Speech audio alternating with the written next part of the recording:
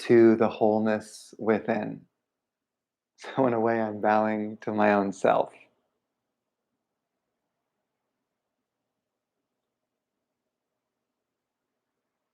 Also, Purna can mean perfection, completeness.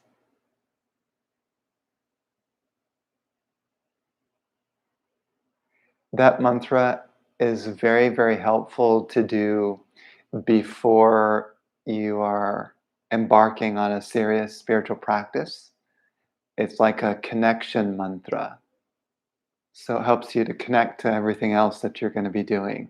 Helps to kind of dissolve some of your blocks so that you'll be more open to your spiritual practice. So you could say it's a beginning or an introduction mantra that you can do. So very helpful to start with. And then secondly, the breath helps to soften the mind so that your meditation will be deeper. I have stressed the breath for a long time. If you want to make a significant and swift advancement on your spiritual path, then incorporating breath or pranayama in your daily practice uh, will be a sort of tremendous boon, even if you only did 5 minutes. Um, Om Namo Purnaya. Yeah. And you can do that. Anyone can do that. Sometimes I really like to give the simple mantras as possible, especially if you're first starting out and you're just getting the hang of the energy. Um, then sometimes it's easier to feel simpler mantras. That's why I was introducing, if you recall, in a previous satsang. I don't know if anyone online has been. I know Darla is here. So, hello, Darla. And Satya is here. And so, one of the mantras that I taught that are like the simplest, one of the simplest things you can do. Oh, and there's Melissa and Larry. Hi. One of the simplest mantras, I'll explain this one again. If you want to experience wholeness, completeness, if you want to experience the soul, then you want to try to tune in to a saint who is embodying that already, who represents that, whose consciousness is there already. That helps a person go very quickly. Uh, I kind of chuckle at this, but um, a lot of people say, "Oh, I don't need a guru," and that's fine. And oh, there's Troy and Rita. Nice to see you.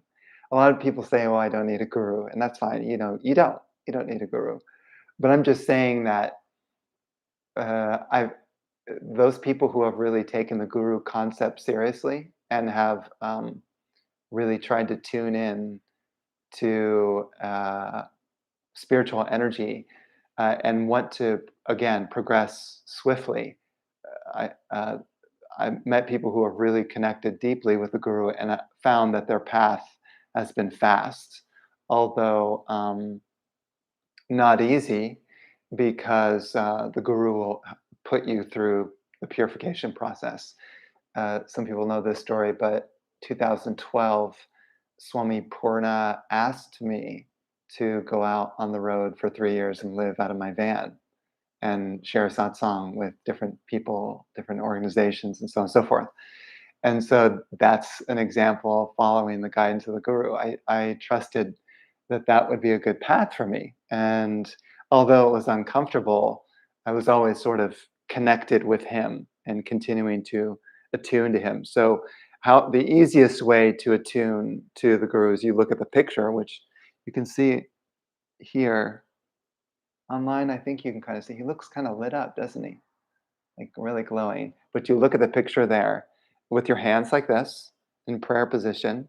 Simply look and with an intention to tune in to the presence and the energy of the guru, you just simply say the word saranam, saranam. Saranam, Saranam, Saranam, Saranam, Saranam, Saranam, Saranam, Saranam, Saranam, Saranam, Saranam, Saranam. And then you relax. And then the key part is feel now what your inner experience is. And you know you're tuned in or plugged in to that saint if you can sense the energy, like you can feel a shift inside, almost like you're entering into another realm or passing through a doorway into another dimension. That would be a sure sign that something is happening.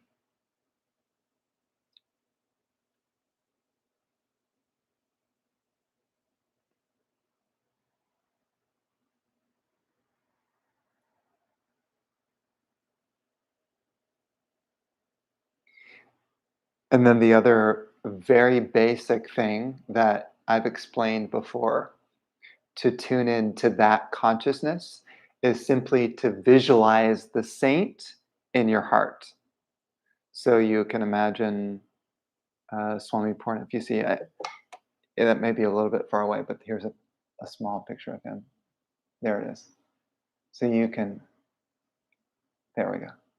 So you can imagine he's in meditation in the heart. And what happens is the same consciousness of that saint starts to arise in your heart. And you may be able to experience an attunement now inside your heart.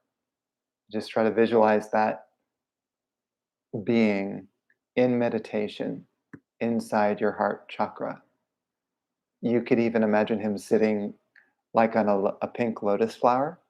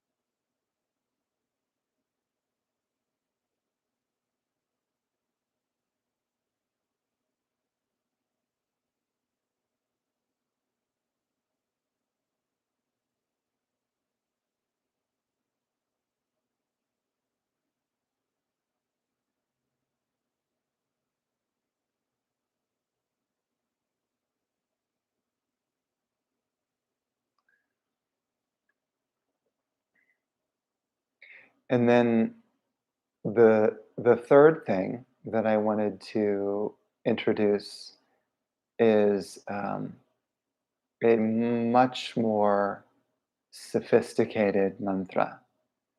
This is something that I don't expect anyone to memorize. However, if you do it, then my hat's off to you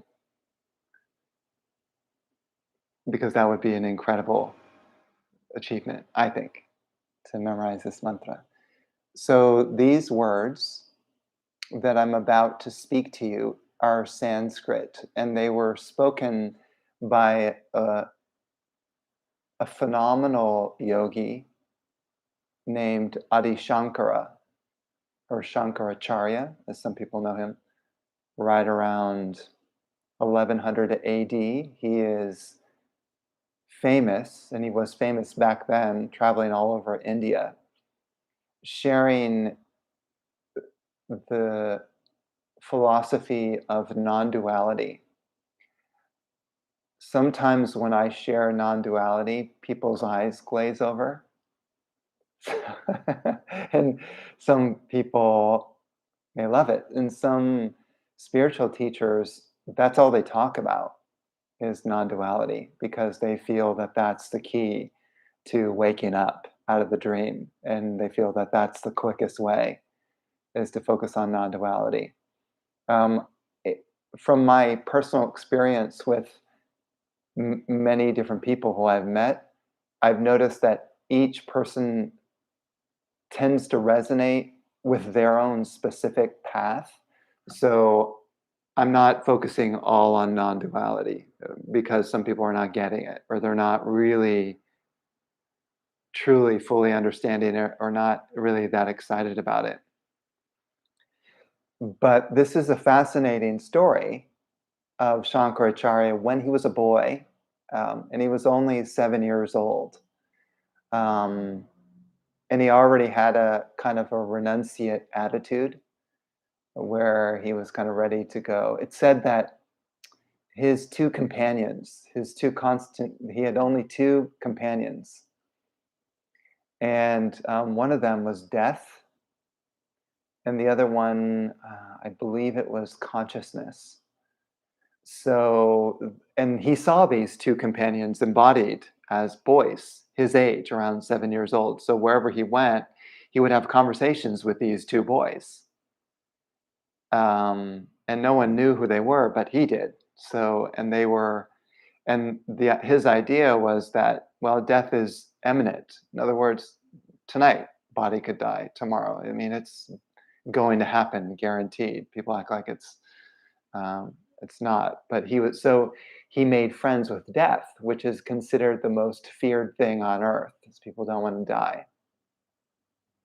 So, which is very powerful.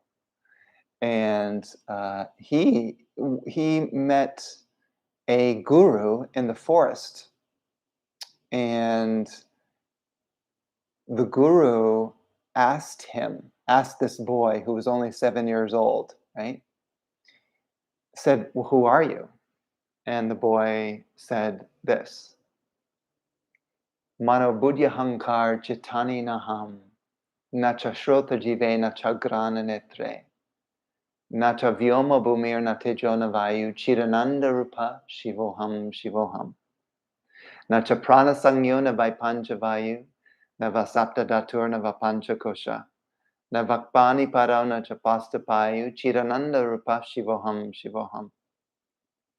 Na me duesha rago na me loba maho maro neva me neva matsarya baba, na dharmo na charto na kamo na moksha, chirananda rupa shivoham shivoham. Na punyam na papam na sakyam na dukam na mantro na tirta na veda na gyagya. Aham bojana ne bojana bhokta, chirananda rupa shivoham shivoham. Na mrityur na shankana me jati veda, itaneva me neva matana jama. Na bandhur na mitram guruneva shishya, chirananda rupa shivoham shivoham. Aham nirvakalpa nirakara rupo, vibhuvacha sarvatra sarvendriyanam, na chasangatan neva muktir namaya, chirananda rupa shivoham shivoham.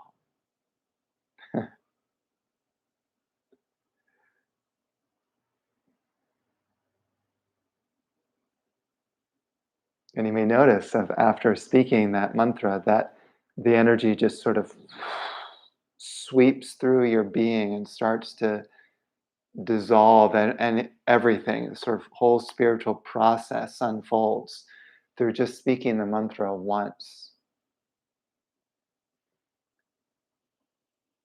So those people who would like to memorize this, certainly you can send me a note.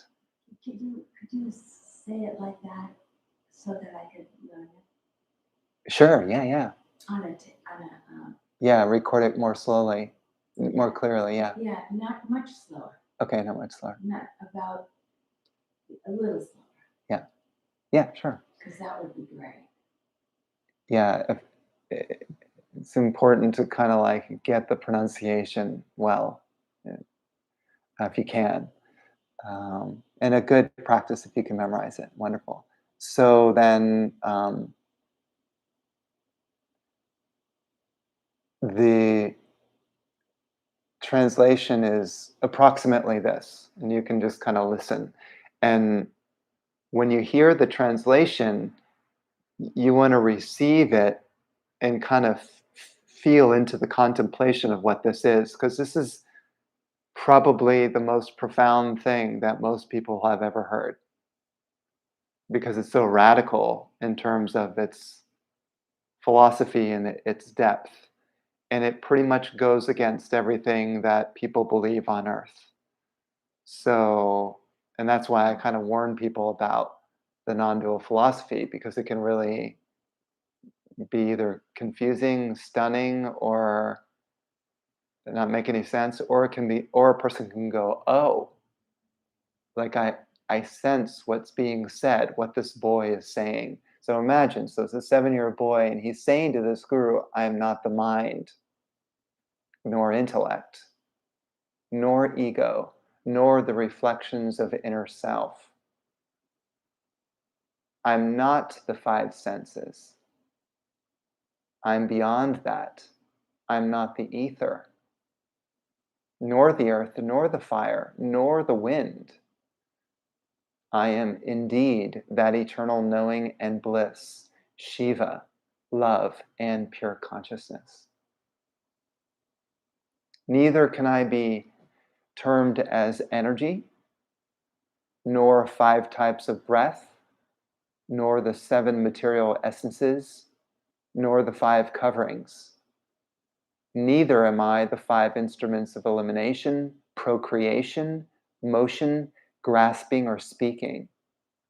I am indeed that eternal knowing and bliss, Shiva, love, and pure consciousness. I have no hatred or dislike, nor affiliation or liking, nor greed, nor delusion, nor pride or haughtiness, nor feelings of envy or jealousy. I have no duty, nor any money, nor any desire, nor even liberation. I am indeed that eternal knowing and bliss, Shiva, love, and pure consciousness. I have neither virtue nor vice. I do not commit sins or good deeds, nor have happiness or sorrow, pain or pleasure. I do not need mantras, holy places, scriptures, rituals, or sacrifices. I am none of the triad of the observer or one who experiences, the process of observing or experiencing, or any object being observed or experienced. I am indeed that eternal knowing and bliss, Shiva, love, and pure consciousness. I do not have fear of death, as I do not have death. I have no separation from my true self, no doubt about my existence, nor have I discrimination on the basis of birth. I have no father or mother, nor did I have a birth. I am not the relative, nor the friend, nor the guru, nor the disciple. I am indeed that eternal knowing and bliss, Shiva, love, and pure consciousness. I am all pervasive. I am without any attributes and without any form. I have neither attachment to the world nor to liberation. I have no wishes for anything because I am everything, everywhere, every time, always in equilibrium. I am indeed that eternal knowing and bliss, Shiva, love, and pure consciousness.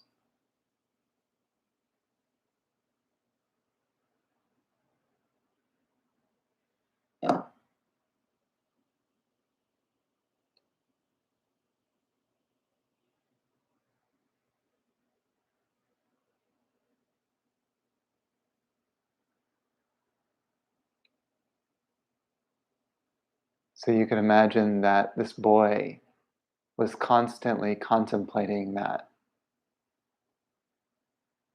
anything that he experienced, that's not me. That's not it. That's not the eternal. That's a,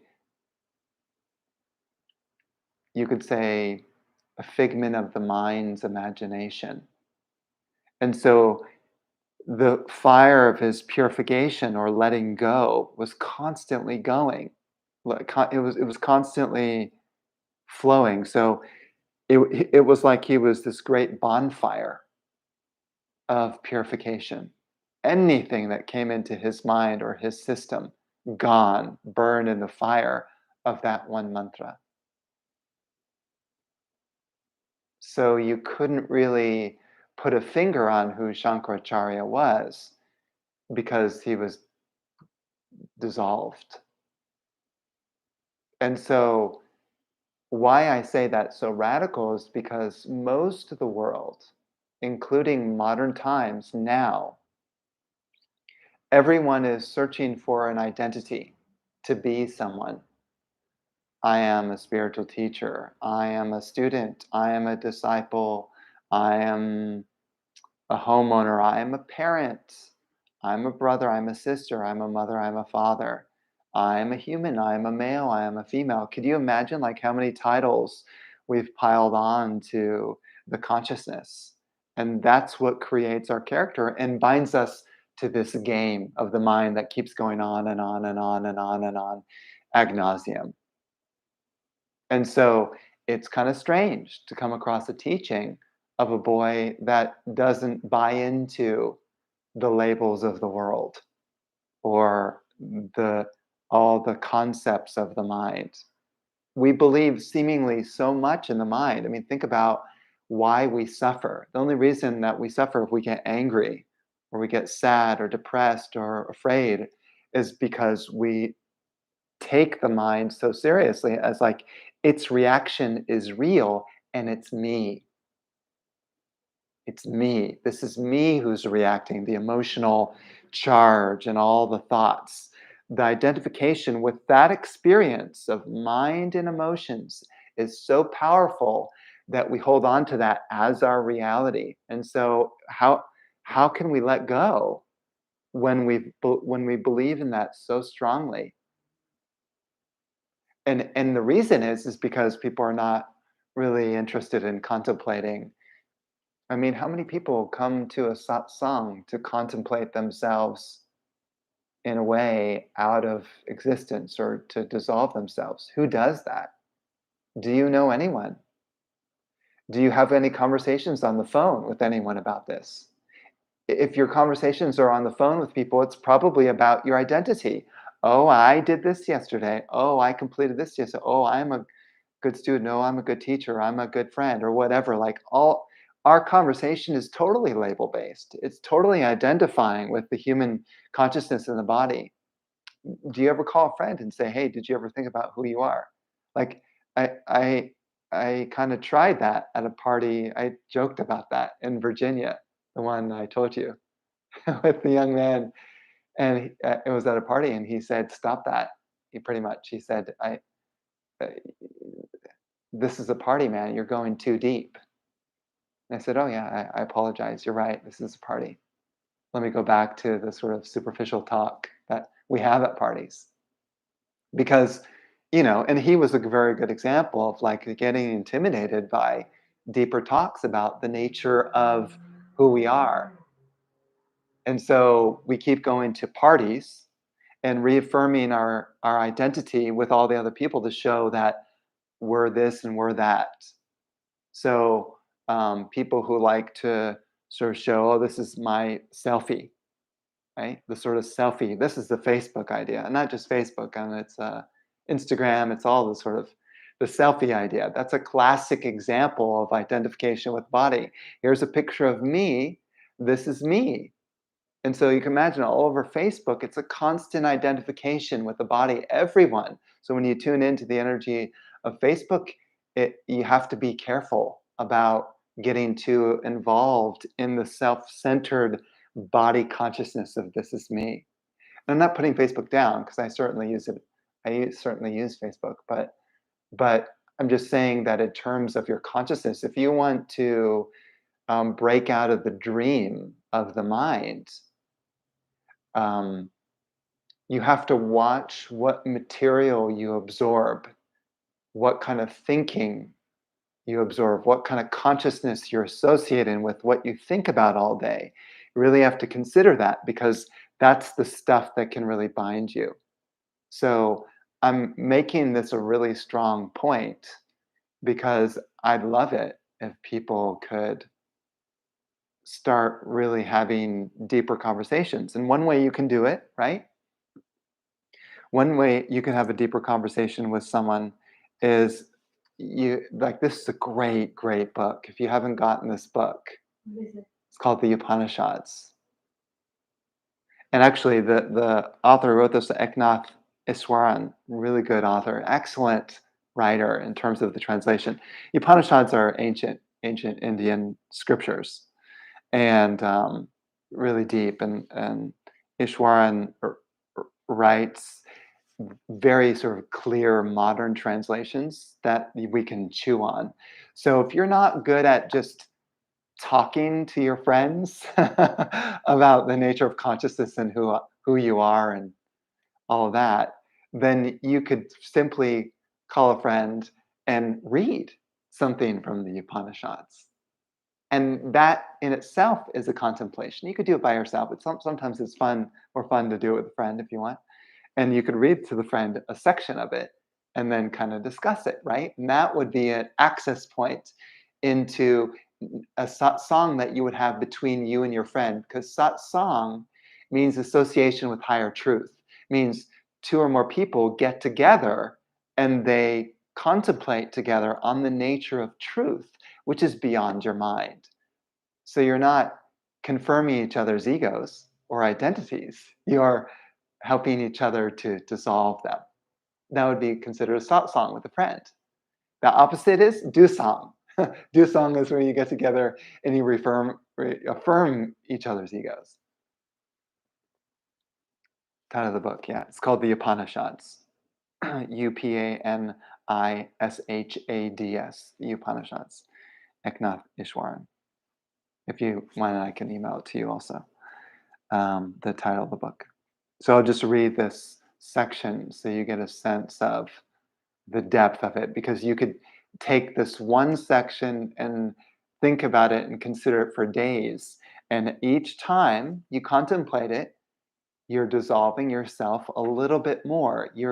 When I say you're dissolving yourself, you're kind of piercing a little bit deeper um, through your own veils towards your true self. So it says, and I'm going to kind of start this with a definition. In this book, the Upanishads, they use the word Brahman a lot. Brahman means infinite consciousness, unadulterated consciousness that's not contaminated by any thought or viewpoint, body, mind, emotions, none of that. It's absolute, pure, infinite consciousness. Right? If a saint realizes Brahman, or someone who realizes Brahman, they are a saint. They are living in infinite consciousness, unbound by the mind. So then it says, in the city of Brahman is a secret dwelling, the lotus of the heart. Within this dwelling is a space, and within that space is the fulfillment of our desires. What is within that space should be longed for and realized. As great as the infinite space beyond is the space within the lotus of the heart. Both heaven and earth are contained in that inner space, both fire and air, sun and moon, lightning and stars. Whether we know it in this world or know it not, everything is contained in that inner space. Never fear that old age will invade that city. Never fear that this inner treasure of all reality will wither and decay. This knows no age when the body ages, This knows no dying when the body dies.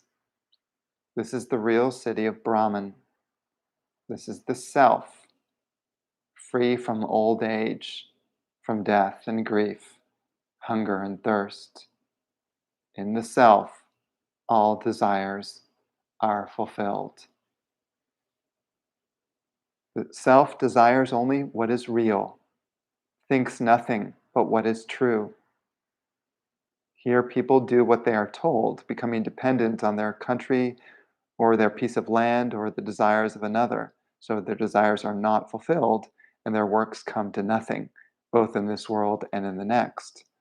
Those who depart from this world without knowing who they are or what they truly desire have no freedom here or hereafter. But those who leave here knowing who they are and what they truly desire have freedom everywhere, both in this world and in the next. Does that mean you're enlightened? Is that Yeah. kind of Yes. know yourself that much? Yes. Yes. And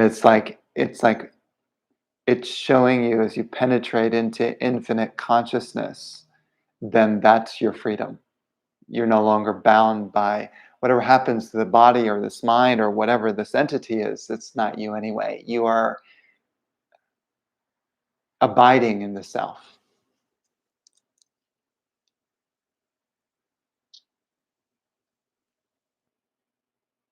I'll say this. The self is hidden in the lotus of the heart. Those who see themselves in all creatures go day by day into the world of Brahman, hidden in the heart. Established in peace, they rise above body consciousness to the supreme light of the self. Immortal, free from fear, this self is Brahman, called the true. Beyond the mortal and the immortal, he binds both worlds together. Those who know this live day after day in heaven in this very life.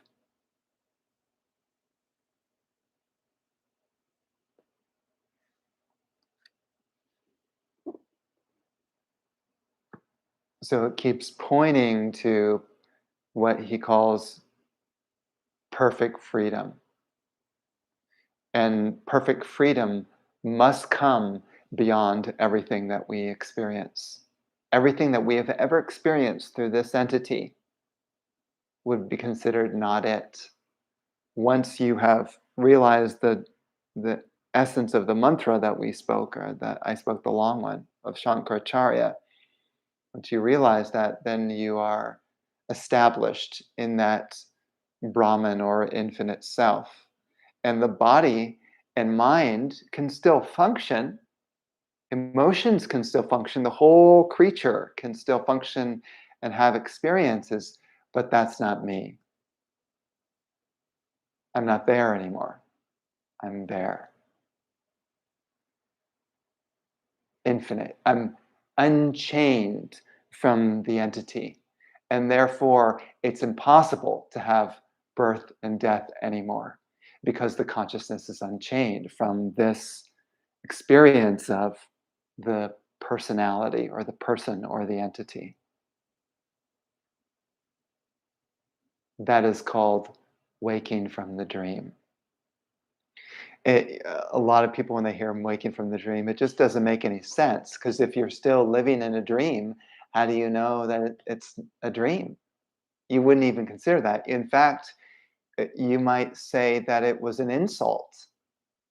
Oh, why are you calling my life a dream? And why are you calling this whole world a dream and everything and all your experiences? It's hard to grasp. Yeah, because if because you know what, like if everyone did that, Mhm. then what? So think about great enlightened beings on this planet, like Swami Purna or like Amma, the Hugging Saints. Consider those beings as sort of Who would do the road work? enormous saints, and those saints are way more productive than any other humans on Earth. Way more productive.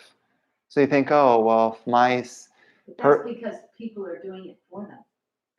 Oh, Amma goes on site all the time I to know, help with people. but And then, she's got tons of people working for uh yeah, along with her, her. that make it all possible. Yeah. And she's working day and night to make that happen. Working day and night. She doesn't sleep. And my sense is that Swami Purna doesn't either. So the thing is also when people recognize a being who is operating out of the cosmic consciousness, then they want to support that being. It's like they're attracted towards that being, But if and everyone mhm, who then would it do would the be work, a heaven. who would do the work? Which work? Oh, all the kind of things like grow the food and This doesn't mean that everyone quits their job. It just well, it means just if seems like all the people that are reaching for that quit their job and they just travel and yeah.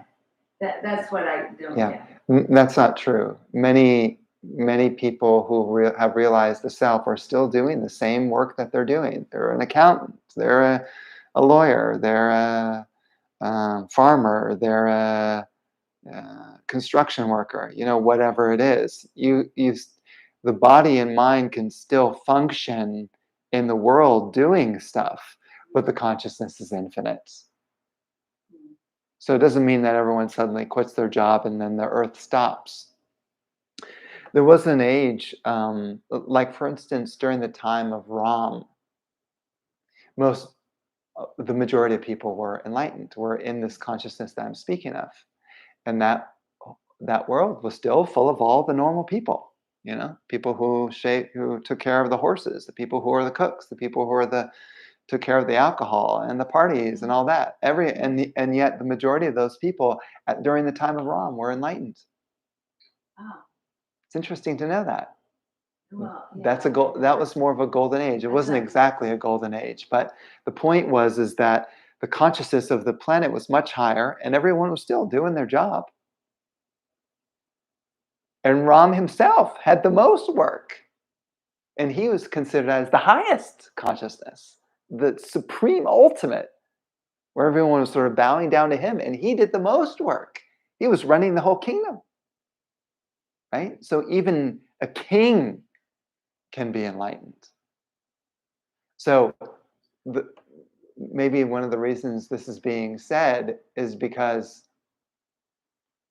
one shouldn't just limit oneself and say, oh, well, I got this job so I can't become enlightened, or I can't realize the true self because I'm in this job and I've got this daily thing. It's not about the job. It's about what is your interest.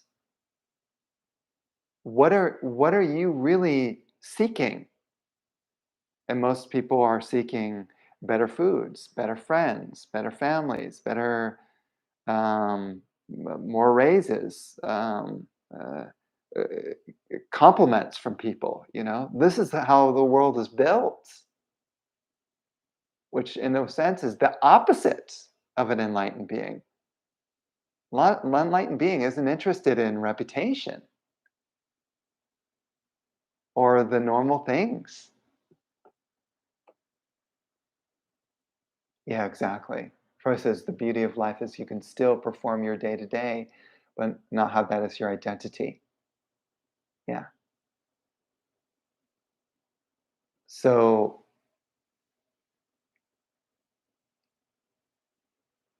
you don't have to physically renounce the world and become some sort of monk or nun in order to progress. What you need to do is align your desires towards illumination of the soul. When when you have a burning desire to know the truth, you will progress quickly, whatever job you're doing. You'll be very quick because during the day, like a good example would be the gopis, these farm girls who um, they worked on farm and they were milking the cows and they did all the family duties and they were also wives, and they took care of their children. They did all the work around that town of Vrindavan, and yet highly illumined beings. And you know why? They were focusing on the self all the time, which was represented by Krishna. They were constantly thinking about that, but they were still, breastfeeding their child. They were still making dinner for the family. They were still milking the cow. They were doing all that, but they were thinking about infinite consciousness. And the infinite consciousness doesn't need to be, the mantra that I just spoke about. What he was just saying, the I am not the body, I am not the mind. That could be one way, but another could be just remembering Krishna all the time, or remembering Swami Purna all the time, or whatever your way. It could be even serving. All day you think about, how do I serve? But you see, the difference between a spiritual person and a normal person is a normal person is serving for others, for people. Whereas a spiritual person says, that's God, that person's God, that's God, that's a manifestation of God. So everything that they're serving, they're seeing it as serving God or the divine or infinite consciousness. So it's a complete different way of considering service. Do you see what I mean by that? Shifting one's perspective from serving others to serving the divine.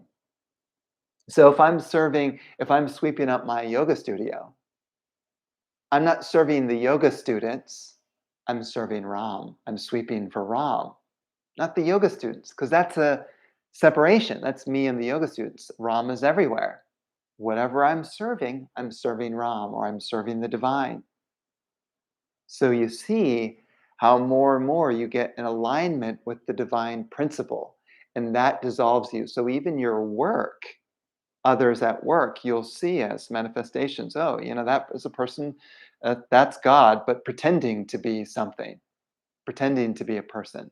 But you always have to remember your perspective. No, no, no. This is a miracle of the divine that's popping up as this kind of person, or this cat, or this dog, or whatever it is. How can I serve you, O Lord, or O Mother, or whatever your term is for the divine?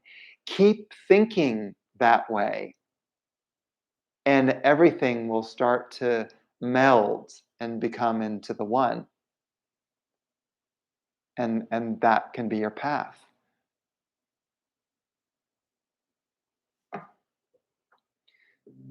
So you remember the word for infinite consciousness? Does anyone remember online? Brahman. Brahman.